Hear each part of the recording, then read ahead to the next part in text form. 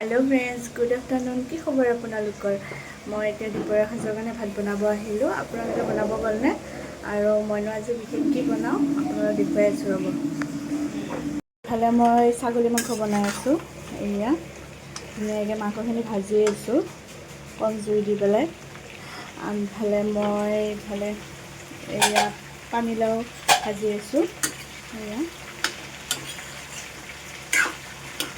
আপোনালোকে দুপৰীয়া সাজ কিহেৰে বনালে কমেণ্ট কৰি জনাবচোন।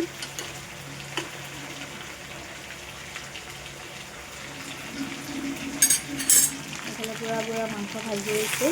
মাংসৰ পৰা তেল ওলাই আহিছে আৰু এতিয়া মই এইখিনি ধুনীয়াকৈ ভাজি আছোঁ। মস্ত চাউলৰ এটা হুইচেল মাৰিব দিম।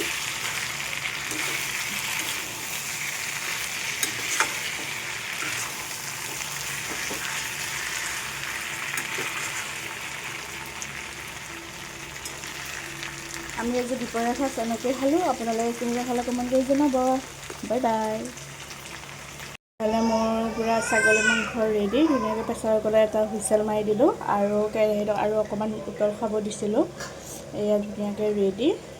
এয়া দেখিছেনে কি ধুনীয়া কালাৰ আহিছে।